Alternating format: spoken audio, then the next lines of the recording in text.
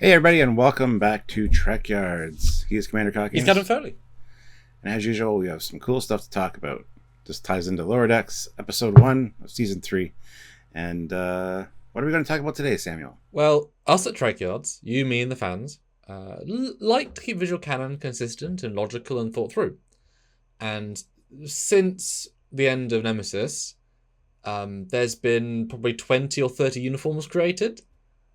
Kind of every excuse to. Often as we didn't quite like our first season one, let's do a different one. Or a new showrunner says, do this one. So the idea of uniforms and when, where, how, who's been becoming a little bit mixed. So Lower Decks comes along and they started their first season with sticking to a vibe of Lower Decks uniforms, despite them not necessarily fitting in a place. Now in season 2, they opened up to no, at the current time, the Nemesis style, the First Contact style, the DS9 style is still the main style. Lower Decks is just the Lower Deck style. But we have seen other variants of other things throughout. Now, season 3 already, through trailers, has shown we're going to be uniforming it up. So, expecting new things is one thing. But when all of a sudden, at this point in the timeline, we're thrown a Voyager uniform, no ifs or buts, no visual reboot, no change fabric, no Strange New Worlds, weird shoulder nonsense, just a Voyager uniform. And that's several uniforms ago. So we're going to talk about it, the history of why, does it make sense? And Stuart, what do you think seeing a Voyager uniform to go toe-to-toe with this era? That was good. It was a good reference considering he's an older gentleman, and I think his name is Denny. That's what they called him. He also, I noticed, wasn't... he had the same kind of rank Pip thing as Miles O'Brien, so that was a nice tie-in as well. Buffer Buff, as he calls himself, which I loved, was a really great callback. Sure, he's wearing a jacket over it, but you can tell it's a Voyager uniform. Yeah, we like seeing old uniforms because they keep making new ones. But does it make sense to you, or did you say, oh, he shouldn't be wearing that? Or Well, it makes perfect sense to me. Yeah. but he works on Earth. How did no one give him a new uniform, Stuart? That would be the question fans ask. For decades. He wants to wear that one because he's old. I don't think he has a choice. It's a uniform. Different departments, different divisions. Plus, he's kind of an out of the way, security facility. It's fine. Although, as we said in our Children of Mars thing, the father couldn't come home because he was too busy, even though he could beam home. So he could easily beam to anywhere on Earth. So he's not out of the way if you've got beaming technology. Especially he works in a beaming technology location. So I'm just putting the other side of the argument. Yeah, so the first picture, and I caught his rank Pip. It was in shot for 4 frames.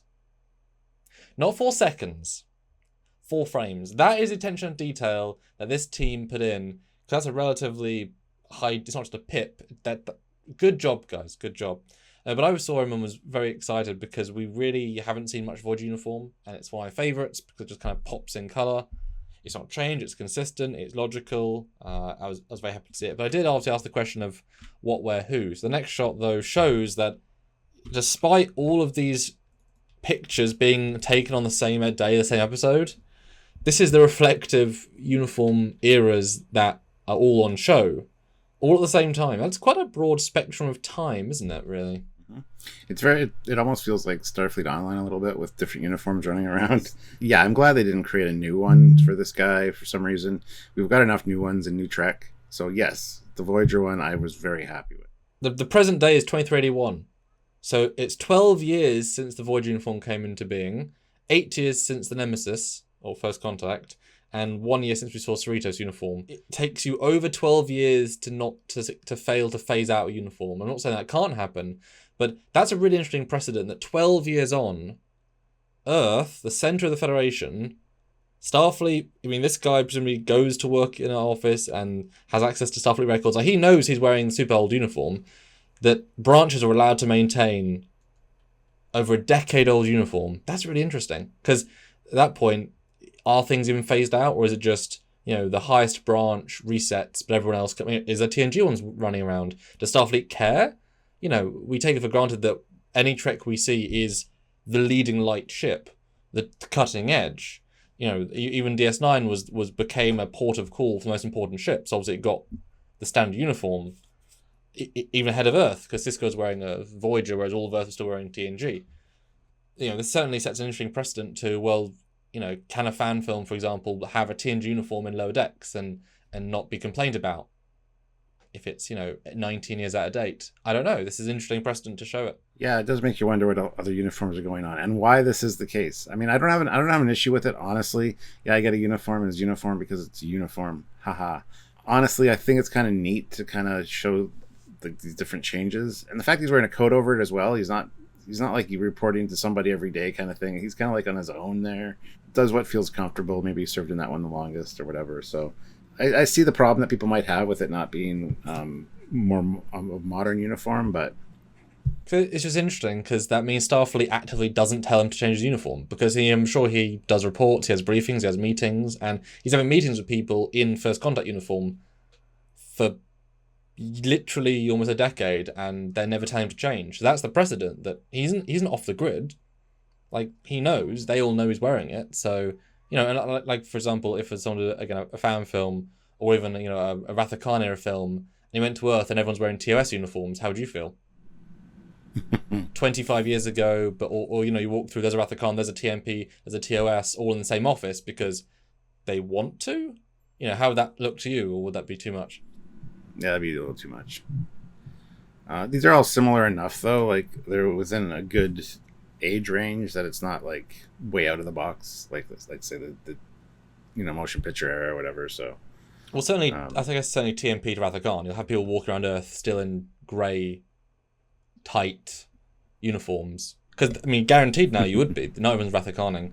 But now I've said all that, and I've said all that on purpose to have the argument. Well, if you recall, Stuart, the next shot reminds the audience that the longest running, because they reused stock in TNG, is the Wrath of Khan uniform that was seen in active service for 68 years. And that's not knowing the exact start or end date, but these are the first confirmed, the last confirmed date.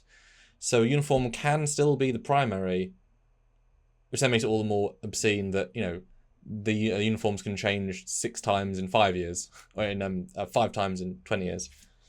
But yeah, and they tried to do, and again, this was just to save money because they had TNG, which was like 80 or 90 years after the last appearance of anybody we saw in Trek, and so to put a new uniform, that's a nice intermediary step.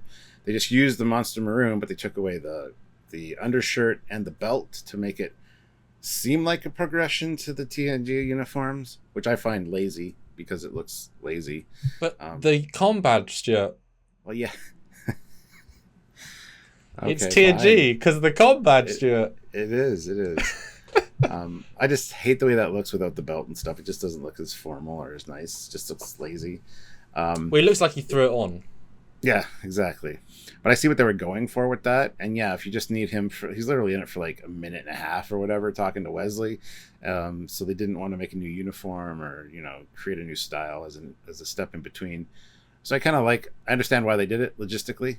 I just hate that it's an in-canon thing or an in-universe thing, just because it just doesn't make a lot of sense, honestly. But now with this logic, because we know that a couple of years later, Picard's using season 1 uniforms on the Stargazer, so that is pretty much the end of it.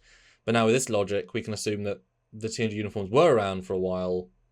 Mm-hmm. They, this Crusher, because that's Wesley's dad, was just wearing, happens to be an older style. All the new ships were wearing TNG, so it's really hard to now know when things start and stop if the remnant are still going around. Does this mean that the full Wrath of Khan is still being worn, with the belt around the galaxy as well? I mean, why would then the uniform be remove pieces, but some still have? Because now if it's not a uniformed fleet, we now know for certain this isn't a constant, and there should be people wearing full Wrath of Khan on random ships, and then some just not putting half of it on for some reason. Yeah. That's why it was very specific. Star Trek, it was a uniform, every ship, everyone transitions, give or take, at least all the main people. Earth was a weird one. I don't know why they did it for DS9. It was a weird choice. Yeah, there's that too. There's the DS9 thing, yeah. But back a second. I mean, I loved seeing it. I do hope we see more of this sort of thing. It shows Starfleet so incompetent with its low-ranking people that it actively doesn't tell them to change. Which is then odd, because you would think the Cerritos, like a low-ranking ship, why aren't they still using Voyager then? Why have they got their own subversion? And if uniforms aren't being swapped out efficiently and no one cares about the Cerritos, are these low-decks uniforms actually from TNG? Because these are far more TNG than Voyager or whatever, I mean, is this not an interesting precedent setting of, well, yeah, that uniform's 30 years old because no one cares about Cerritos is because if this guy on Earth can be ignored, why can't a California that's just doing, whatever missions? Well, because it's still an active ship and out there doing things and meeting new species, so it's got a different uniform. I don't have a problem with the Nemesis Greys being used on other ships. But that's what I mean. But the guy on Earth is stuck at that facility. That's his job. That's just what he wants to do. Nobody sees him. He's not meeting new species or whatever. So I don't know. But then it's even easier to get a uniform. You just go to Repmat on Earth. You say it's Starfleet Command. But then, are you then saying that no ships in your mind anywhere in the galaxy are using Voyager if they're active? Nah, I wouldn't say so. I think that would just be stupid in that case. Only I kind of like. Yeah. I kind of like that it's on Earth and it's just like one guy in a facility. Like that's his job. He's an old retired guy, just kind of doing what he wants to do, I guess. I don't know. So yeah, interesting. I want to bring that up. I'd love to hear Mike what he thinks, because now saying all that, I think the Lodex uniform must be older, especially if the Callies have been around for this long. Like, that'd be kind of quaint if that's just a TNG era uniform and they never changed, because why would they? It definitely fits in better with that style. So, Definitely want to hear what Mike and team have to say about that. When we interview them next time, we'll ask, I'm sure.